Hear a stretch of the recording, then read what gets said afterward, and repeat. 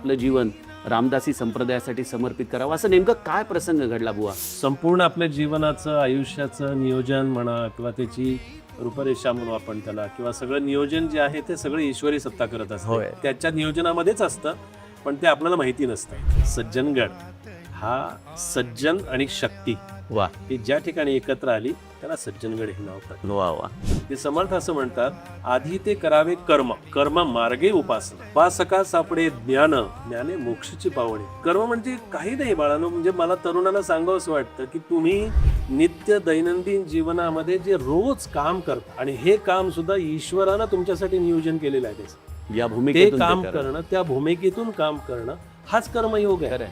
उपासना याचा अर्थ की तुम्ही देवापुढे बसून नामस्मरण करणं म्हणजेच केवळ उपासना आहे का? तर नाही. पण उपासना म्हणजे काय तर उपआसना हा. म्हणजे तो भगवंत माझ्या जवळ आहे हो. आणि मी भगवंताच्या जवळ आहे याचा अखंड अनुसंधान असणं म्हणजे उपासना. वा.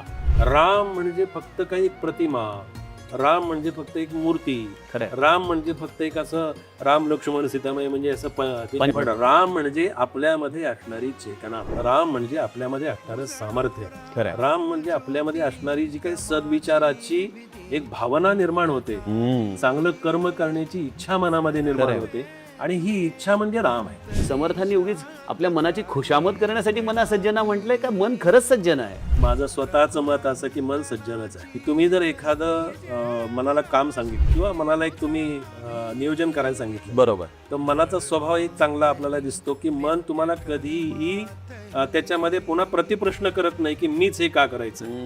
राष्ट्रप्रेम आणि रामभक्ती या दोन वेगवेगळ्या संकल्पना आहेत का एकाच नाण्याच्या या दोन बाजू आहेत? आणि राम ही आपण मग अशी सांगितलं तसं राम चेतन आहे, राम शक्ती आहे, राम सामर्थ्य आहे. आपला धर्म हा एकमेव धर्म आहे, बाकी सगळे पंथ आहेत. हो.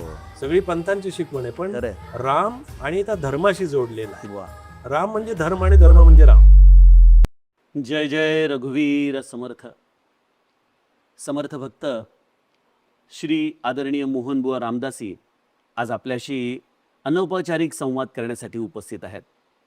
महाराष्ट्रामधलं अत्यंत सुप्रसिद्ध असं रामदासी संप्रदायातलं नाम म्हणजे मोहनबुवा रामदासी. वयाच्या 10व्या वर्षापासून समर्थ सेवेमध्ये आपलं जीवन समर्पित करणारे श्री मोहनबुवा रामदासी एक नाही, दोन नाही, तब्बल 3 वर्ष स्टार माझा या चॅनलवरती मनाचे श्लोक, दासबोध याचं अत्यंत विस्तारपूर्वक वर्णन करणारे आमचे मोहनबुवा रामदासी. असे हे सुप्रचित मोहनबुवा रामदासी आज आमच्याशी या समर्थ तत्वज्ञानाचं अतिशय साध्या सोप्या शब्दांमध्ये विवेचन करण्यासाठी उपस्थित आहेत. आणि विशेषतः तरुण मुलांनो, तुम्हाला समजेल अशा भाषेमध्ये आपण समर्थ विचारांचं चिंतन करणार आहोत बरं का. हे काही प्रवचन नाही किंवा ही कुठली आध्यात्मिक शृंखला नाही. इथं आपण आपल्या स्वतःच्या जीवनाचा भार कसा हलका करायचा, नेमकं या परमार्थाचा उपयोग आपल्या जीवनामध्ये कसा करायचा याचा मागोवा घेणार आहोत. आणि त्यासाठी मला वाटतं आदरणीय मोहनबुवां इतकं दुसरं अधिकारी व्यक्तित्व आपल्याला मिळणं शक्य नाही. स्वागत आहे बुवा. जय जय रघुवीर. खूप खूप धन्यवाद. आपण आपल्या व्यस्त वेळेमधून आज इथं आला. बरोबर. बुवा, आपण महाराष्ट्रामध्ये आपल्या रामदासी संप्रदायामधलं एक अत्यंत सुप्रसिद्ध असं नाव आहात. पण आम्हाला सगळ्यांना एक प्रश्न असा पडतो की आम्ही देखील तरुण वयामध्ये खरं तर भक्ती मार्गाला लागलो, पण आमची भौतिक आकर्षणं, सांसारिक आकर्षणं आम्हाला कधी असं वाटू देत नव्हते की आमचं जीवन आपण समर्थ कार्यासाठी वाहून घ्यावं. आपण देखील या सगळ्या फेजमधून गेला असणार आयुष्याच्या. कधीतरी आपण देखील तरुणाईमध्ये, म्हणजे आपण अजूनही म्हातारे नाही झाला म्हणा, पण तरी आम्हाला असं वाटतं की असा विचार येणं हे कसं शक्य होतं एका जीवाला, की बाबा आपण शाळा कॉलेज आपलं सगळं करतोय आणि अशा वेळेला आपलं जीवन रामदासी संप्रदायासाठी समर्पित करावं. असं नेमकं काय प्रसंग घडला बुवा की ज्याच्यामुळे आपल्याला हा निर्णय घ्यावा असा वाटला? जय जय रघुवीर समर्थ. खरं तर माझी एक श्रद्धा अशी आहे की संपूर्ण आपल्या जीवनाचं आयुष्याचं नियोजन म्हणा किंवा त्याची रूपरेषा म्हणू आपण त्याला, किंवा सगळं नियोजन जे आहे ते सगळं ईश्वरी सत्ता करत असते. होय, खरं. अशी एक माझी श्रद्धा आहे. पण याला काही कारणं घडत असतात. बरोबर. त्याचं काहीतरी त्याचं नियोजन त्याच्या नियोजनामध्येच असतं, पण ते आपल्याला माहिती नसतं. 1971 साली दुष्काळ पडला आमच्या गावी, आणि दुष्काळ पडल्यानंतर मग आई वडिलांनी विचार केला की आपल्याला कुठेतरी गाव सोडून जाणं भाग आहे. खरंय. उदरनिर्वाहाचं साधन म्हणून. म्हणून आम्ही खरं तर वारकरी संप्रदायाची राजधानी पंढरपूरला आलो. हो. आणि पंढरपूरला गावात जायचं होतं, पण एस टी स्टँडवरती बसलो होतो. मला आठवतं, मी माझ्या हे वयाच्या 10व्या वर्षीची घटना आहे. हो. म्हणजे 61 सालचा माझा जन्म आहे आणि हे 71 साली दुष्काळ पडल्यानंतर आम्ही बाहेर पडलो. तर तिथे अगदी एस टी स्टँडवरती असे बसलेलो असताना योगायोग बघा, म्हणजे आत्ता मी सुरुवात ज्या वाक्यानं केली, ते हे सगळं नियोजन त्यांचं असतं, खरंय. आपलं काही नसतं. आणि हे मला पटलेलं आहे ते माझ्या आयुष्यामध्ये. त्याच दिवशी त्याच वेळेला आम्ही ज्या बाकड्यावरती बसलो होतो, तिथेच सज्जनगडावरून एक गोपाळराव गाडगीळ नावाचे होय. एक थोर रामदासी पंढरपूरला आले होते. आणि योग असा बघा दादा, की ते पण काही लोकांना सेवेसाठी गडावर शोधण्यासाठी आले होते, सेवेकरी शोधायला. अरे वा. आणि अशी भेट झाली, बोलणं झालं, त्यांनी आईवडिलांची चौकशी केली, कुठले काय वगैरे परिचय झाला, नमस्कार केला त्यांना. आणि ते सहज असे बोलून गेले की तुम्ही सज्जनगडावरती येता का सेवेला, मी माणसं शोधायला चालू आहे. म्हणजे असं संवादातून त्यांना कळलं की आमचं दुष्काळ पडलाय, आम्ही काहीतरी काम शोधायला आलो. वडिलांनी त्यांना सांगितलं, चला म्हणाले सज्जनगडावरती. इतक्या योगायोगानं, इतक्या अशा परिस्थितीतून सज्जनगडची आम्हाला दिशा मिळाली, समर्थांनी मार्ग दाखवला. आई वडिलांनी थोडा वेळ विचार केला की चला कुठेतरी आपल्याला उदरनिर्वाह करायचा आहे, कुठेतरी साधनं शोधायची आहेत. तर मग पंढरपूरच्या ऐवजी पंढरपूर काय, सज्जनगड काय, आम्ही सज्जनगडचं नावही ऐकलेलं नव्हतं.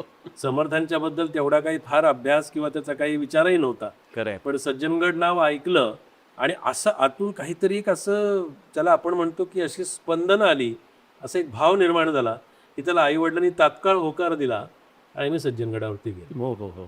आणि तेव्हापासून म्हणजे 1971 सालापासून सज्जनगडावरती पण तसं सज्जनगडावरती राहणं ही एक तपश्चर्याच आहे, खडतर आहे. एवढ्या उंचीवरती राहणं, सगळ्या साधनांची तिथं अभाव आहे. आजही आपण बघतो एवढ्या सगळ्या सुखसोयींमध्ये देखील सज्जनगडावरती आपल्याला तसं ऍडजस्ट करूनच राहावं लागतं. त्या काळामध्ये तर फार खडतर त्या परिस्थिती असेल. काळामध्ये तर एस टी नव्हती, त्या परळीकडच्या 800 पायऱ्या चढून वरती जावं लागायचं, बसेस नव्हत्या, लाईट मग पण अशी नव्हती. कुठली गोष्ट होती की ज्याने तुम्हाला गडाशी धरून ठेवलं? एखादा मनुष्य म्हणाला असं की अरे खाली पठारावरती जाऊन काम करूयात जर आपल्याला पोटच भरायचं आहे. पण काहीतरी समर्थांच्या मनात किंवा तुमच्या अंतःकरणामध्ये काहीतरी अशी एक जिज्ञासा विशेष निर्माण झालीच असणार आहे. सज्जनगडावरती गेल्यानंतर असं वाटलं की आपण आपल्या खरं तर कुठेतरी समर्थांनी आपल्याला मूळ स्थानावरती आणलंय. आणि तिथे स्वयंपाकघरामध्ये, अन्नपूर्णेमध्ये आईवडिलांना सेवा मिळाली. आणि तिथून माझं मग शिक्षण, तिथे वैदिक शिक्षण जे काही संप्रदायाचं आहे, आणि तेव्हापासून अशी माझ्या स्वतःच्या आयुष्याला, जीवनाला एक वेगळीच कलाटणी मिळाली. वा वा. आणि मग सज्जनगडावरती आम्ही स्थिरावलो जवळजवळ 30-35-40 वर्ष ही सज्जनगडावरती सेवा झाली. बुवा, आता आपण 51 वर्ष झाले या संप्रदायामध्ये आहात. वेगवेगळ्या समर्थ साहित्यांचा आपल्याकडून अभ्यास झाला आहे. आपण त्याच्यावरती वेगवेगळ्या पद्धतीने, वेगवेगळ्या पातळीवरती निरूपणं करता. पण हे सगळं समर्थांच्या वाङ्मयाला आजच्या तरुण मुलांना जर सांगायचं झालं तर असे कुठले 3 समर्थांचे गुणधर्म तुम्हाला असे वाटतात की हे मुलांनी ऐकावेत, समजून घ्यावेत, जेणेकरून त्या 3 गुणधर्मांच्या आधाराने त्यांची दिशा, विचारांची दिशा देखील समर्थ संप्रदायाकडे वळेल? बघा, आपल्याला भगवद्गीता तर सर्वश्रुत आहे. आपल्या लहानपणापासून भगवद्गीतेनं आपल्यामध्ये सगळी बीजारोपण म्हणू त्याला आपण, हे गीतेच्या आधारावरती झालेली आहे. भगवद्गीतेनं आपल्याला कर्मयोग सांगितला आणि तोच कर्मयोग समर्थांनी पहिल्यांदा घेतला. ते असं म्हणतात की माझी समर्थांच्याकडे बघण्याचा दृष्टिकोन हा समर्थांचा कर्मयोग, समर्थांचा भक्तियोग आणि समर्थांचा ज्ञानयोग, वा. या 3 गुणांमुळे किंवा 3 समर्थांच्या सांगण्यामुळे मी तिकडे आकर्षित झालो. आणि समर्थांची एक फार सुंदर ओवी आहे की जी माझ्या आयुष्यामध्ये मला एक वेगळ्या वाटेवरती घेऊन गेली. आणि मला त्याच्यातून खरंच असं वाटलं की झालं, ही एक ओवी, जसं माऊली म्हणते ना की एकतरी ओवी अनुभवावी, खरंय. तसं मला ही समर्थांची एकतरी ओवी अनुभवायला अशी मिळाली की समर्थ असं म्हणतात, आधी ते करावे कर्म, बर. कर्म मार्गे उपासना, उपासका सापडे ज्ञान, वा. ज्ञाने मोक्षची पावणे. हो हो हो. त्याला एका उवीमध्ये संपूर्ण परमार्थ आला, वा वा. सगळी शिकवण आली, सगळं ज्ञान आलं, सगळं काही आलं. आणि समर्थांनी स्वतः हे आधी करून दाखव. खरंय. कर्म मार्गे उपासना. तुमच्या कर्माशिवाय प्रत्येकाला तर कर्म तर करावं लागतं. खरंय. पण हल्लीच्या तरुण पिढीला, मुलांना असं वाटतं की कर्म हा शब्द उच्चारला की त्यांना वाटतं अरे बापरे, कर्म म्हणजे नेमकं काय? कर्म म्हणजे काही नाही बाळांनो. म्हणजे मला तरुणाला सांगावंसं वाटतं की तुम्ही नित्य दैनंदिन जीवनामध्ये जे रोज काम करता, वा. आणि हे काम सुद्धा ईश्वरानं तुमच्यासाठी नियोजन केलेलं आहे त्याचं. या ते भूमिकेतून काम ते करणं. करणं, त्या भूमिकेतून काम करणं हाच कर्मयोग आहे. खरं आहे. पण मग ही कर्मामध्ये उपासना म्हणजे नेमकं काय अभिप्रेत असेल समर्थांना? कर्म याचा अर्थ काय की आपल्याला जन्माला आल्यापासून शेवटपर्यंत आपल्या पाठीमागे जीवाच्या मागे लागलेली उपाधी. बरोबर.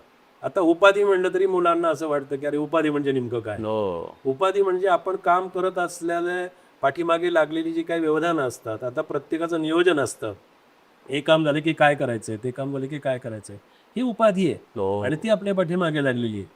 कर्म मार्ग हा जो असा आहे की जो आपल्याला तो जन्माला आल्यापासूनच आपल्या पाठीमागे लागलेला आणि कर्म मार्गे उपासना. कर्म करतच करतच ती कर्म हीच उपासना झाली उपासना पाहिजे. झाली पाहिजे. म्हणजे सगळं इदम न मम या भूमिकेमध्ये बस. राहून जे माझं ईश्वराला नाहीये, अर्पण करत राहणं. ते करत राहणं. वा वा वा. असं हे कर्म खूप म्हणजे काय आहे की आजच्या काळामध्ये मुलांना त्यांची व्यस्तता एवढी आहे की सकाळी लवकर उठून ऑफिसला निघा, ट्रॅफिक रस्त्यांवरती एवढं आहे. आपणही बघतो की आज अगदी 15-20 किलोमीटरचं अंतर असतं घरापासून ऑफिसचं, पण जायला तास तास दीड तास ड्राईव्ह करावं लागतं. परत रात्री येताना देखील तीच अवस्था आहे, डोकं भंजाळून जातं. अशा सगळ्या अवस्थेमध्ये खरंच मुलांना ही गोष्ट कळणं अत्यावश्यक आहे की तुम्ही जे कर्म करत आहात, मग त्यामध्ये ट्रॅफिकमध्ये जाम असताना देखील तुम्हाला तुमची उपासना करता येऊ शकते. यावरती तुम्ही थोडा प्रकाश टाकाल. आता मी उपासना या शब्दाला एक थोडंसं एक वेगळं चिंतन थोडंसं मांडतो. बा. उपासना याचा अर्थ की तुम्ही देवापुढे बसून नामस्मरण करणं म्हणजेच केवळ उपासना आहे का? तर नाही. तुम्ही रोजचं नित्यकर्म करता, पूजा अर्चा करता, ही उपासना आहे का? नाही. ही एक उपासनेची एक वेगळी अंग आहे. खरंय. पण उपासना म्हणजे काय? तर उपआसन हा. म्हणजे तो भगवंत माझ्याजवळ आहे हो. आणि मी भगवंताच्या जवळ आहे याचा अखंड अनुसंधान असणं म्हणजे उपासना. वा. मग आपण करत असलेलं प्रत्येक काम आपण कर्मही बाजूला ठेवून देऊ. खरंय. कर्म शब्द आपल्याला फार थोडासा जड वाटेल कदाचित. असेल. खरंय. तर काम म्हणू आपण. बरोबर आहे. मग आपण करत असलेलं काम तर कुणाला चुकत नाही. खरंय. मग समर्थ काय वेगळं सांगतात, गीता काय वेगळं सांगते, तुला कुठलंही काम चुकवता नाही येणार.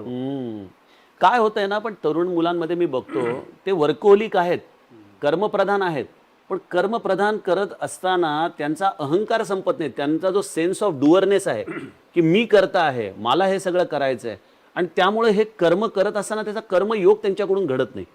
मग हा अहंकार जाण्यासाठी त्यांनी अशी काही वेगळी उपासना करण्याची गरज आहे का? हा अहंकाराचा विषय आला किंवा अहंकार म्हणजे काय तर बघा की मी करता ही भावना आहे.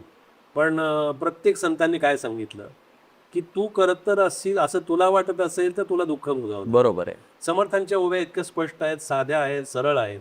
ते असं म्हणतात की मी करतायसे म्हणसी तेने तू कष्टी. बरोबर. मग काय करायला लागेल तुला? राम करता म्हणता पावसी यश कीर्ती प्रताप. आता माझाही ते तुम्हाला म्हणजे मला असं सांगणं आहे किंवा माझं असं तरुणांना सांगणं आहे की राम म्हणजे फक्त काही प्रतिमा, राम म्हणजे फक्त एक मूर्ती, राम म्हणजे फक्त एक असं राम लक्ष्मण सीतामाई म्हणजे असं पंचायतना इतकं पंचायतन वगैरे असं नाहीये. बरोबर. म्हणजे हे आहे म्हणजे ते एक रामाचं स्वरूप आहे. आपल्यासाठी ते सगुण रूपामध्ये आपल्याला आवश्यक असतं. पण राम म्हणजे आपल्यामध्ये असणारी चेतना, राम म्हणजे आपल्यामध्ये असणारं सामर्थ्य, राम म्हणजे आपल्यामध्ये असणारी जी काही सद्विचाराची एक भावना निर्माण होते, चांगलं कर्म करण्याची इच्छा मनामध्ये निर्माण होते, आणि ही इच्छा म्हणजे राम आहे. खरंय. आपल्यामध्ये शक्ती जी आहे ती रामस्वरूपात निश्चितच. आणि मग म्हणून समर्थ म्हणतात करता राम हे असावे. तू करत नाहीयेस, तुझ्यामध्ये असणारी शक्ती काम करते. अगदी बरोबर. आणि ती शक्ती म्हणजे राम आहे. खरंय. असं.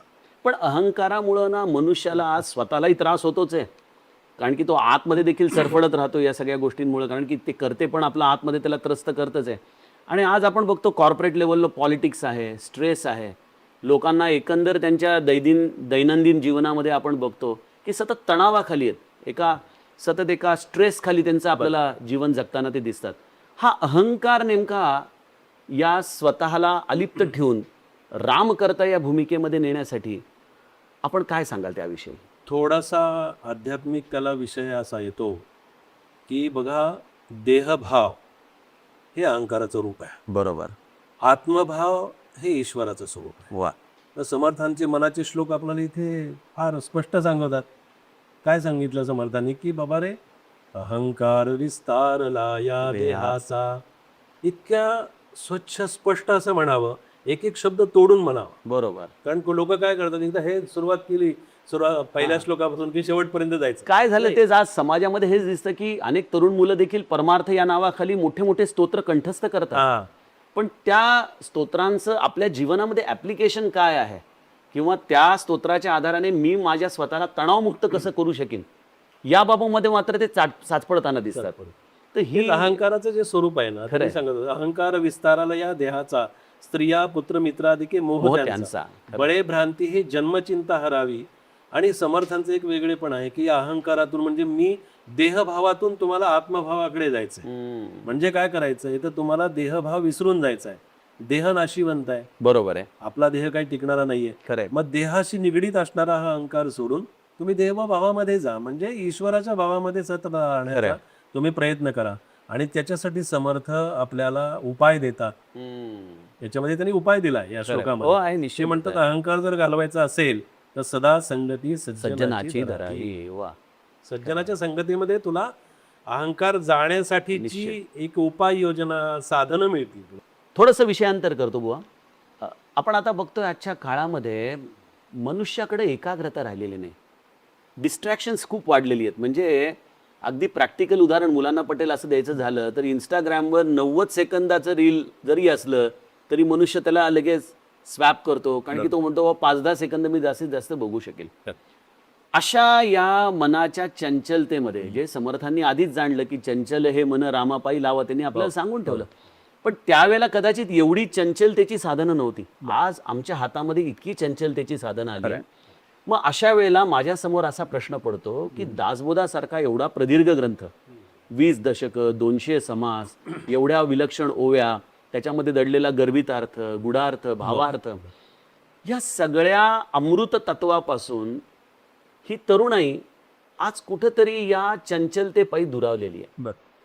आपण या अमृताचा एखादा केंद्रबिंदू, एखादा विचार, एखादं सार असं मुलांना काय देऊ शकू की ज्याच्यामुळं मुलं त्या अमृत सागराकडे जातील की बाबा याने आपल्याला निश्चित काहीतरी फायदा होऊ शकेल असं त्यांना वाटेल.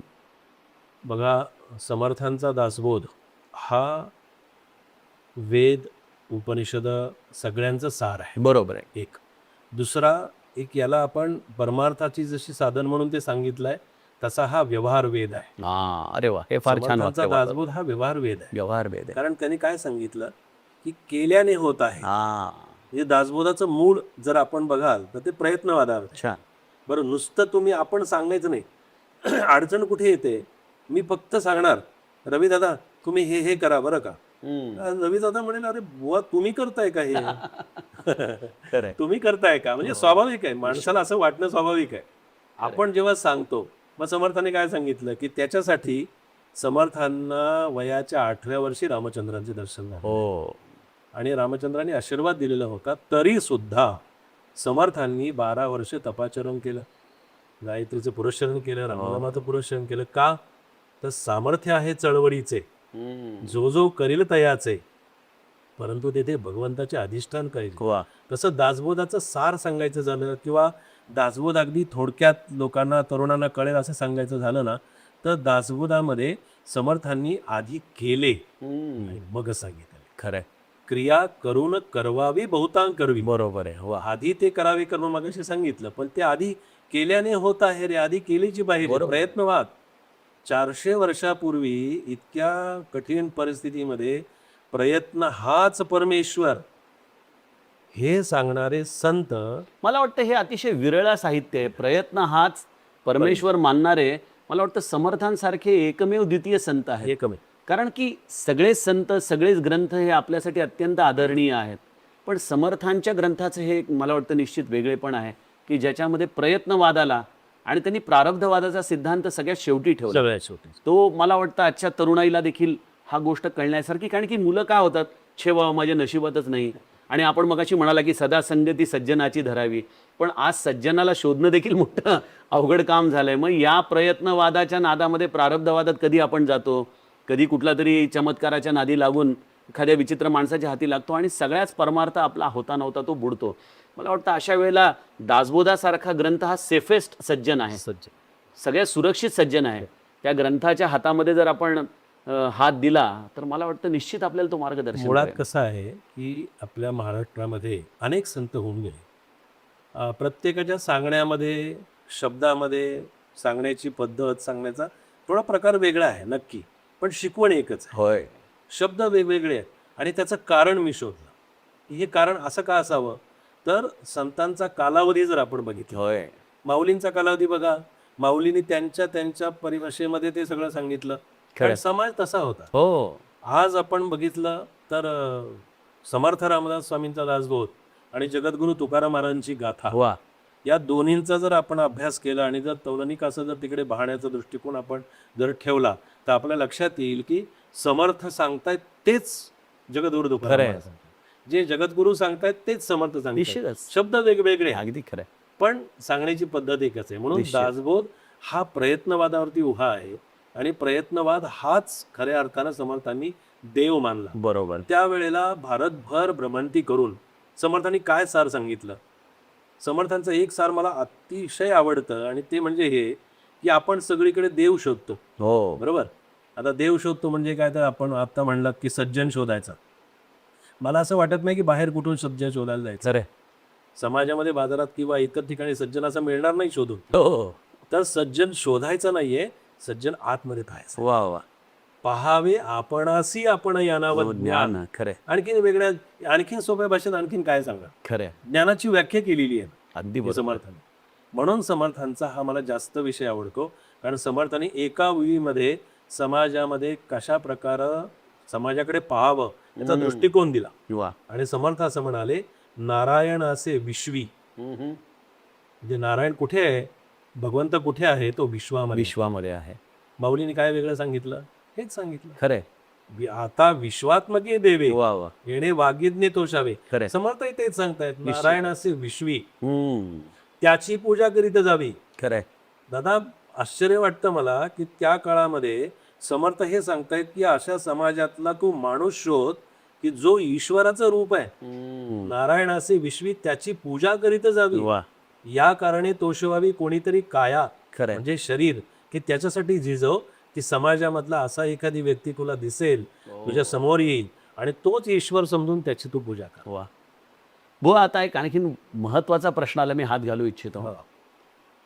समर्थांच्या मनाच्या श्लोकाचं महत्त्व आपण जाणताय आणि आज आपण समाजामध्ये बघतोय की तरुण मुलांमध्ये 24-25 वर्षाची मुलं असतात, पण डिप्रेशनचे, नैराश्याचे शिकार झालेले असतात. जीवन जगण्याची उभारी त्यांच्यामध्ये नसते, स्वप्न नसतात. आणि ह्या सगळ्यामध्ये जर त्यांची तुम्ही शारीरिक तपासणी कराल तर सगळं व्यवस्थित असतं. रक्त तपासणी म्हणा किंवा इतर काही त्यांच्या शारीरिक तपासण्या असतील, त्या सगळ्यांमध्ये ते योग्य असतात. मग चुकतंय कुठं, तर मनाची दिशा चुकते. बरोबर. मन हे मनुष्याला आज त्याच्या कह्यात नसल्यामुळं त्याला वेगवेगळ्या प्रकारच्या प्रसंगांना सामोरं जावं लागतं. आपण बघतोच आहे समाजामध्ये काय चाललंय. अशा ह्या सगळ्या गोष्टींमध्ये समर्थांनी एवढं 400-450 वर्षापूर्वी मनाच्या श्लोकासारखं एवढं मोठं अमृत आपल्या समाज जीवनाला दिलं. या मनाच्या श्लोकाचं नेमकं मानसिक आरोग्य सुधारण्यासाठी एका जीवाने कसा आपल्या जीवनात उपयोग करून घ्यावा, याविषयी मला आपल्याकडून जाणून घ्यायचं आहे. समर्थांच्या मनाच्या श्लोकाबद्दलची कथा मी आता त्यात वेळ आपला हे करत नाही, पण समर्थांचे मनाचे श्लोक हे तुम्ही स्वतःच्या पायावरती उभं राहा, स्वतःच्या जिद्दीवरती उभं राहा, कुणावरती तरी अवलंबून राहू नका. खरंय. हे सांगण्यासाठीची व्यवस्था आहे समर्थांनी मनोबोधातून करून दिली. आणि त्याची एक ओवी सांगितली की जो दुसऱ्यावरी विश्वासला, बरोबर, त्याचा कार्यभाग बुडाला. खरंय. जो स्वये कष्ट तर गेला तोची भला. वा. मग ती कथा काही असेल, म्हणजे कथा अगदी थोडक्यात ओझरती सांगितली म्हणजे जरा बरं वाटेल मुलांना. खरंय. की चाफळला रामनवमीचा उत्सव जवळ येतो, शिष्यांच्या मध्ये फार चिंता वाढते, रामाचा उत्सव कसा होणार. अरे काही शिधा यायचा छत्रपतींच्याकडून, तो आला नाही, आणि तो शिधा नाही आला तर उत्सव होणार नाही. एक आपल्या मनामध्ये जशी चिंता असते काही कार्यक्रमाच्या वेळी, तशी शिष्यांच्या मध्ये चिंता निर्माण झाली. समर्थांच्याकडे गेले. बरं, समर्थांच्याकडे असं प्रत्यक्ष त्यांच्या पुढे जाणं फार अवघड होतं, अवघड काम. कल्याण स्वामींच्या माध्यमातून गेले. कल्याणाने समर्थांना प्रश्न विचारला. कल्याणाला समर्थ म्हणाले, अरे उत्सव कोणाचा आहे. रामाचा उत्सव आहे म्हणाल. मग रामाचा उत्सव, मग तू का काळजी करतोस, राम पाहून घेईल ना त्याच्या उत्सवाचं. वा. हे सांगितलं, पण समर्थांनी त्याच्यावरती उपाय दिला आणि सांगितलं, बाबा कुणावरती अवलंबून राहू नका, कुणावरती परस्वाधीनता तुम्ही ठेवू नका. हे मनाचे श्लोक एका रात्रीमध्ये समर्थांनी सापडला काय कमाल आहे. कल्याण स्वामींनी लिहिले. आणि हा एक एक श्लोक म्हणा, भिक्षा मागा आणि भिक्षेतून माझ्या रघुपतीचा उत्सव चालवा. वा. खरं तर समर्थांची शिकवण काय आहे की आमुची प्रतिज्ञा ऐसी काही न मागावे शिष्यासी, आपण मागे जगदीशाशी बसत जावे, खरं आहे. असं सांगणारे समर्थ मनाचे श्लोक आपल्या हातामध्ये देतात आणि सांगतात हे म्हणा आणि त्याच्यातून तुम्ही स्वतंत्र तुमचा संप्रदाय वा, चालवा वा. किंवा तुमची साधना करा. एक मनाच्या श्लोकाच्या संदर्भाने नेहमी गंमत वाटते की समर्थांनी आपल्या मनाला मना सज्जना अशी हाक मारलेली. आणि मी जेव्हा माझ्या मनाचा विचार करतो किंवा मला असं वाटतं की कुठलीही व्यक्ती जेव्हा आपल्या मनाचा विचार करते तेव्हा त्या मनामध्ये इतक्या नाना प्रकारच्या भावना वाहत असतात की कधी कधी असं वाटतं की समर्थांनी उगीच आपल्या मनाची खुशामत करण्यासाठी मना सज्जना म्हटलंय का मन खरंच सज्जन आहे. खरं तर सांगू का, म्हणजे माझं स्वतःचं मत असं की मन सज्जनच आहे. वा. त्याचं कारण सांगतो तुम्हाला. तुम्ही मनाचा एक स्वभाव इतका चांगला आहे, आपण नेहमी तरुणांनी एक लक्षात ठेवावं की जे चांगलं आहे ते पाहावं, जे सकारात्मक आहे ते पाहावं. खरंय. ती फार पॉझिटिव्ह, गरज तुम्हाला आहे जे पॉझिटिव्ह आहे ते घ्या. खरंय. मनाचे श्लोक हे शिकवतात हो. की मनाच्या श्लोकाने काय सांगितलं की मना सज्जना भक्तिपंथीचे जावे. सज्जन बाहेर कुठे शोधायचं नाही, तुझ्यामध्येच तुला तो नाही आपण म्हणतो पाहायचा ते आहे. आणि बरोबरच आहे कारण की नभी वावरे जो अणु रेणू काही रिता रिता ठावया ठावया राघवे विण नाही. हो.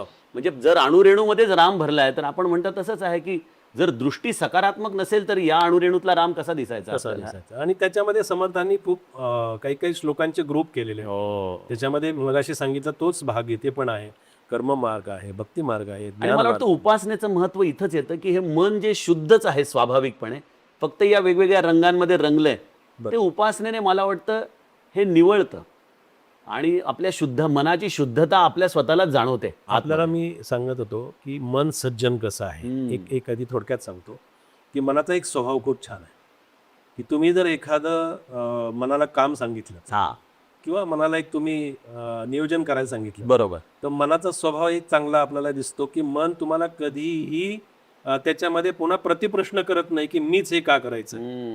तुम्ही सांगितलं की मन ते करणार, खरं. तेवढा वेळ ते काम करेल बरोबर. आणि तेवढा वेळ काम झालं की परत तुमच्या समोर उभं राहील. आता काय? पुढे हा मनाचा एक स्वभाव खूप चांगला आहे. मन सज्जन आहे. कारण मला सांगा, परमार्थामध्ये किंवा कुठल्याही व्यवहारामध्ये मन नसून चालेल का? नाही, निश्चितच नाही. मनाचं काम काय? संकल्प आणि विकल्प करणं. बरोबर. आता संकल्प विकल्प म्हणलं की आमच्या तरुण पिढीला वाटतं अरे बापरे, संकल्प म्हणजे काय, माहित नाही. विकल्प म्हणजे काय माहित माहित नाही. नाही. खरं. संकल्प म्हणजे चांगला विचार, बरोबर. सद्विचार, अगदी खरं. अगदी चांगला पॉझिटिव्ह विचार, हो. हा म्हणजे संकल्प. अगदी खरं. आणि विकल्प म्हणजे नको असलेले विचारांच्या मध्ये जाऊन आपण वाहत जाणं, हा विकल्प आहे. आणि ते त्याचं काम आहे. खरंय.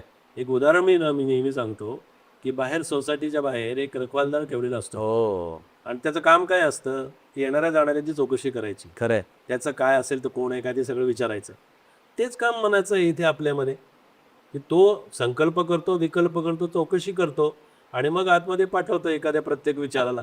बरं, आतमध्ये व्यवस्था दिलेली आहे ना मनाच्या श्लोकामध्ये, किंवा मनाच्या श्लोकाचा अभ्यास करताना हे लक्षात आलं की मन सर्वस्व मालक नाहीये. हो. मन काय करतं, मन आपला विषय बुद्धीकडे पाठवतं, बुद्धी निर्णय करते आणि बुद्धीने निर्णय केल्यानंतर तोच विषय परत चित्ताकडे जातो. खरंय. चित्त त्याचं चिंतन करतं आणि चित्तामध्ये चिंतन झाल्यानंतर मग तो विषय अहंकाराकडे, म्हणजे फायनल अथॉरिटी, तो अहंकाराकडे जातो आणि मग अहंकार त्याचा निवाडा करतोय. खरंय. असं ते अशा पद्धतीने मनाचं कार्य चालतं सगळं.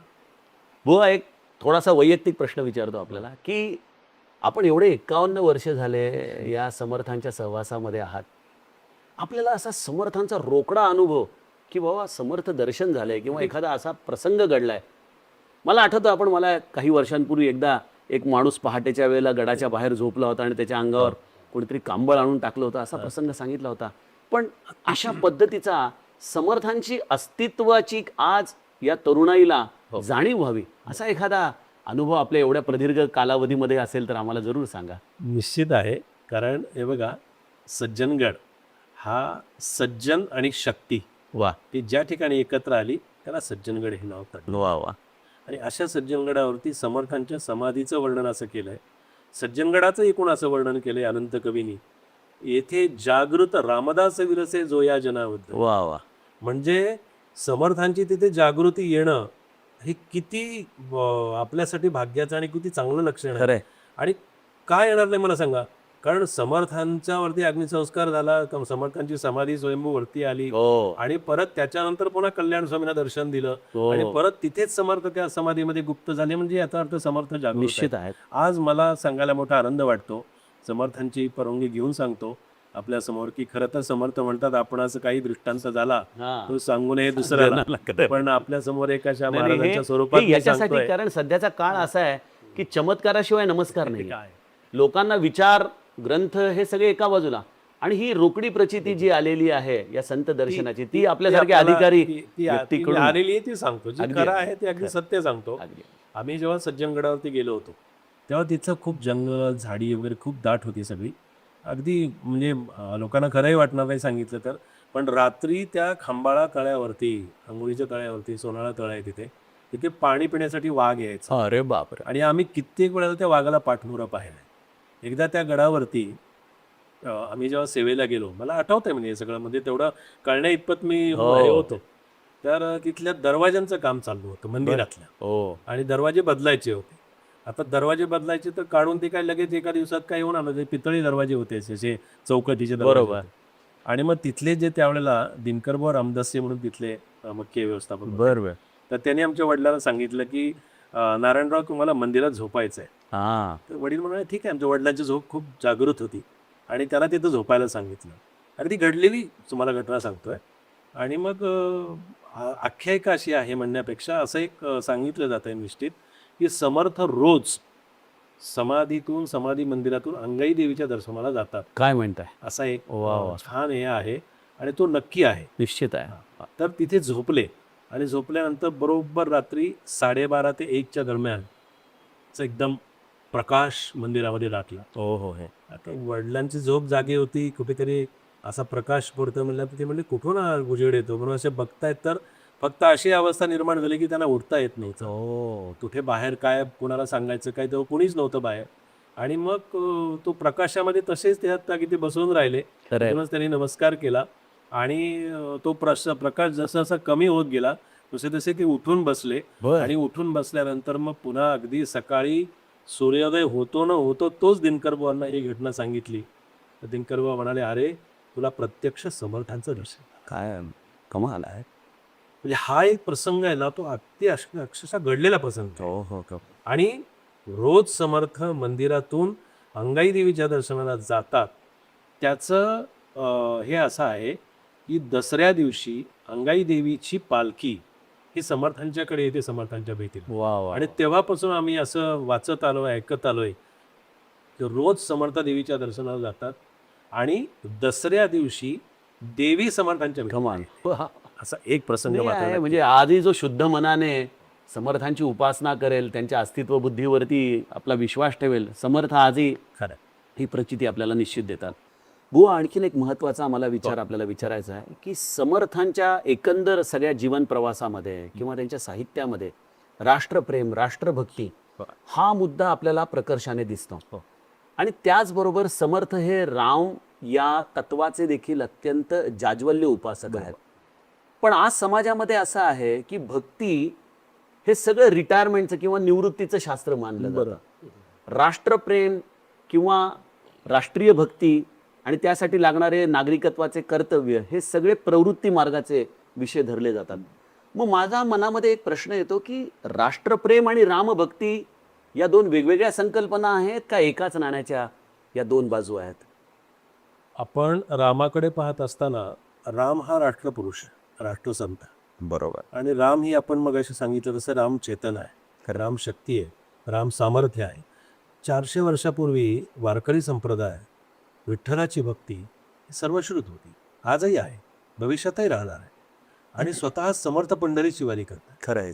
समर्थ त्यावेळेला पांडुरंगाचं वर्णन करतात, नाम विठ्ठल सुंदर, ब्रह्मा विष्णू आणि हर, गुणातीत निर्विकार, बरोबर. शुका देखी गायला. म्हणजे पंढरपूरची वारी समर्थ संप्रदायामध्ये आहे. हो. आणि असं असताना सुद्धा समर्थ राम उपासना देत आहेत. याचा अर्थ असा की त्यावेळेला समाजामध्ये निर्माण झालेली परिस्थिती समर्थांना बदलायची. खरंय.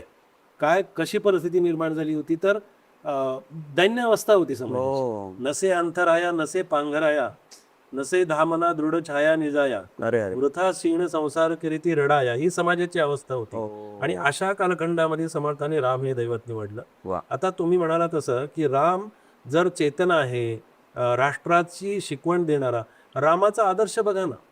म्हणजे राम, मी आपल्याला सांगण्याची आवश्यकता नाही, रामाचा आदर्श तर आपण सगळेजण जगतो आहोत. खरंय आणि तो रामाचा आदर्श त्यांच्या चरित्रावरून, त्यांच्या सगळ्या ह्याच्यावरून आपण तो शिकतो आहोत. खरंय आता इथे समर्थांनी काय केलं की समर्थांनी देव, देश आणि धर्म या तिन्हींचा त्रिवेणी संगम समर्थांच्या शिकवणुकीमध्ये आहे. खरंय आता देव कोणाला म्हटलंय, मगाशी सांगितलं, तर जगामध्ये, विश्वामध्ये असणारा माणूस, व्यक्ती हा देव आहे. देश कोण आहे, तर आपला भारत माता आहे. वा. भारत देश आहे. आणि या देशाचं वैशिष्ट्य काय आहे, तर सगळे देश आपण पाहतो, सगळ्या देशातली संस्कृती पाहतो, सगळ्या देशाची शिकवण पाहतो, पण अखिल विश्वामध्ये, संपूर्ण ब्रह्मांडामध्ये, या सगळ्या देशामध्ये माता ही फक्त संज्ञा आपल्या भारत मातेसाठी वा. आहे की नाही. खरंय म्हणजे त्या भारत मातेमध्ये आपण जन्माला आलेलो आहोत. आणि म्हणून समर्थांनी काय केलं की देशाला महत्त्व दिलं खरंय आणि धर्माला महत्त्व दिलं. आता इथे समर्थांनी धर्म म्हणजे कुठला, आता शीख वेगळा आहे, मुस्लिम आहे, ख्रिश्चन आहे, पारशी आहे, अशा अर्थानं धर्म शब्द खरंय. समर्थांनी वापरलेला नाहीये. तर स्वस्वरूपामध्ये राहणं हो हा खरंय धर्म आहे. अगदी खरंय आपल्या स्वस्वरूपामध्ये राहणं हा धर्म आहे. बरोबर आहे. आणि उभी आहे त्या राजमातामध्ये. धर्माची शिकवण दिलेली आहे. खरंय मग त्याच्यासाठी समर्थ म्हणाले की धर्मासाठी मरावे, मरोनी अवघ्याशी मारावे, मारिता मारिता घ्यावे राज्य आपुले. वा वा वा. आता त्याचा अर्थ लोक असे घेतात की धर्म म्हणजे फक्त अगदी. आम्ही आमचा धर्म धरून हा. बसलेलो आहोत. खरंय आणि ही खरं तर सांगू का, एक संकुचित भावना फारच वाटते. धर्म आपला व्यापक आहे खरंय आणि आपला धर्म हा एकमेव धर्म आहे. बाकी सगळे पंथ आहेत, हो सगळी पंथांची शिकवण आहे, पण खरंय राम आणि त्या धर्माशी जोडलेला आहे. वा.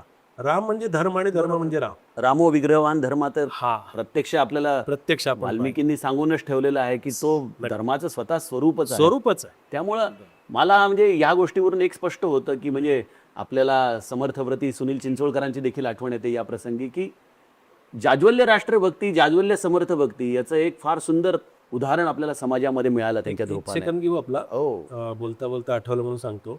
लोकमान्य टिळकांनी मंडालीच्या तुरुंगामध्ये दासबोध वाचला खरंय आणि दासबोध वाचल्यानंतर त्यांनी काय उद्गार त्यांचे आहेत सगळ्यांना माहिती आहे आपल्याला. हो की ते म्हणाले की हा दासबोध जर माझ्या आधी हातामध्ये आला असता तर मी हे सगळे विषय सोडून मी कीर्तनकार झालो असतो. हे टिळकांची वाक्य आहे. हो अटल बिहारी वाजपेयींनी तुरुंगामध्ये दासबोध वाचला. वा. अटलजी पण हेच म्हणाले, गोळवलकर गुरुजी, हो रे हेडगेवार, हो हो. सगळ्यांनी दासबोधाचं वाचन केलं.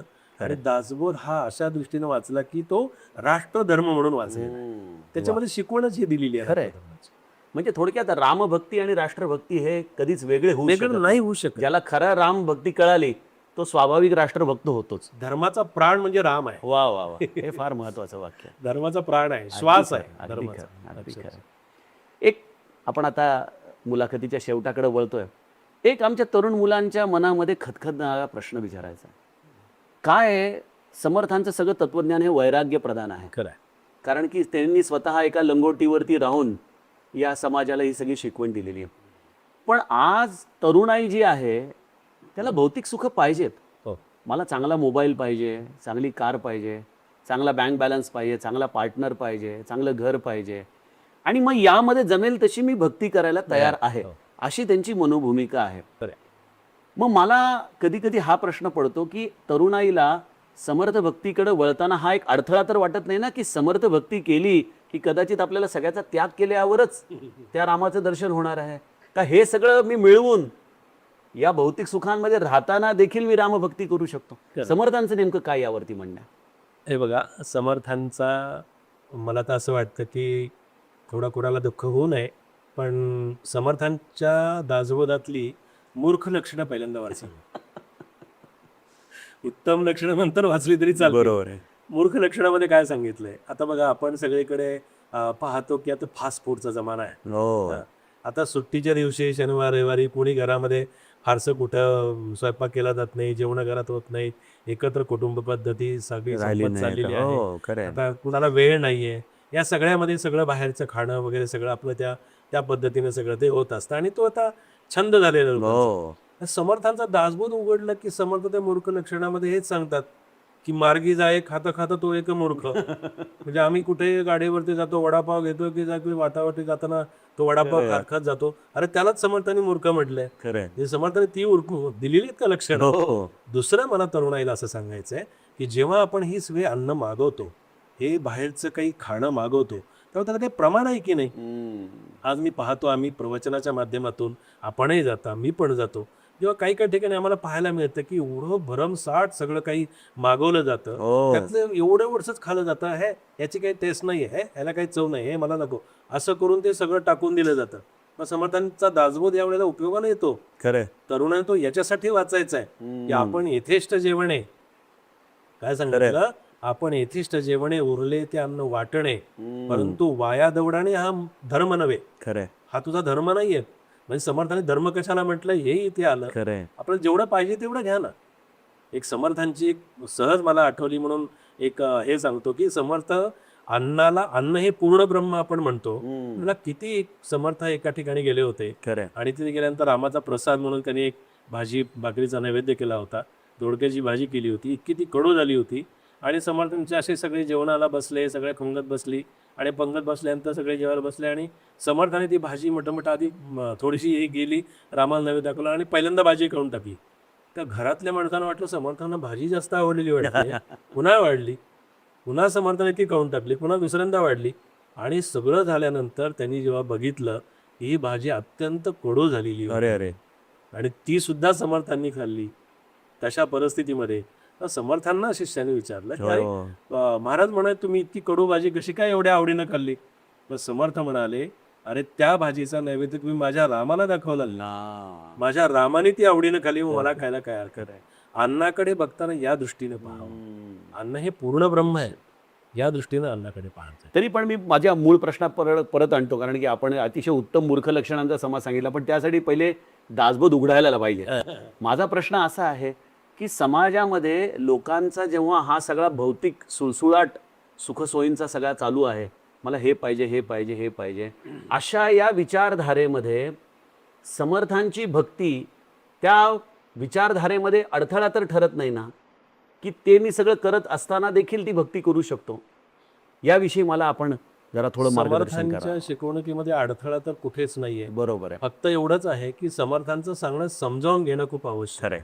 कारण ते समजावून आपण जर घेतलं ना, तर मला सांगा की आता आपण तरुणांच्यामध्ये, मी पुन्हा थोडंसं त्या विषयाकडे जातो की तरुणांच्यामध्ये आपण पाहतो की मुलं आता थोडीशी काही व्यसनाच्या अधीन झाली, काही इकडे तिकडे जाण्याचा त्यांना हे असतो, मोह असतो, या सगळ्या गोष्टी असतात. पण समर्थांच्या शिकवणुकीमध्ये समर्थांची शिकवण जर आपण बघितली किंवा समर्थांचं सांगणं बघितलं, तर ते असं म्हणतात की बाबा रे, ही तुम्ही सगळी ही भौतिक लक्षण तुमच्यामध्ये जी येतात ना, ही सगळी तुमची बाहेरची तुमच्यावरती संस्काराचा कुठेतरी अभाव असल्यामुळे त्या सगळ्या गोष्टी घडतात. खरंय. त्या समर्थांच्या शिकवणुकीचा या आत्ताच्या व्यवहारामध्ये किंवा आपल्या रोजच्या दैनंदिन जीवनामध्ये कुठेही अडथळा आणि अडसर येऊ नये, येतही नाही आणि कदापि येणार नाही. कदापि येणार. आणि आपल्याला त्यामुळे त्यांनी सांगितलं की जाता येता उठता बसता सर्व देह व्यापारामध्ये नाम घ्या. कारण की हे नामच तुम्हाला एक असं साधन आहे की जे तुम्हाला या भौतिक प्रवृत्तींमध्ये असताना देखील सांभाळता येऊ शकतं. आणि त्या साधनेच्या आधाराने आपण समर्थांचा विचार हा निश्चितपणे प्रभावीपणे आपल्या जीवनामध्ये उतरवू शकतो. बुवा, खूप खूप आज आपल्याशी संवाद साधून आनंद झालेला आहे. खरोखर यामध्ये एकच आपला उदात्त हेतू आहे की हे ग्रंथांमध्ये ज्ञान केवळ अडकून पडू नये, आपल्यासारख्या अनुभवी व्यक्तीने त्यांना सोपं करावं, सहज करावं. आणि त्यातील एखादा तरुण जरी या निमित्ताने दासबोधाकडे वळावा, समर्थ विचारांकडे वळावा आणि त्यातून त्यांनी त्यांचा स्वतःचाच उत्कर्ष साधावा. कारण समर्थ हे तर सूर्यासारखे आहेत, त्यांना आपण मोठं करणं किंवा लहान करणं आपलं काम नाही, पण त्यांच्या निमित्ताने आपण आपल्या जीवनाचा विकास करून घ्यावा. आणि त्यासाठी मला वाटतं आपलं हे मार्गदर्शन अत्यंत बहुमूल्य आहे. तर मुलांनो, आपल्याला हा एपिसोड कसा वाटला जरूर हा ऐका. यामध्ये जर काही आपले प्रश्न असतील तर जरूर कमेंट बॉक्समध्ये लिहा. आम्ही निश्चितच बुवांना पुन्हा एकदा मार्गदर्शनाला बोलवत आणि आपल्या या सगळ्या प्रश्नांचं निरसन करण्याचा प्रयत्न करू. बुवा, आज आपण वेळात वेळ काढून आज इथं आला, याबद्दल मनःपूर्वक धन्यवाद. जय जय रघुवीर समर्थ.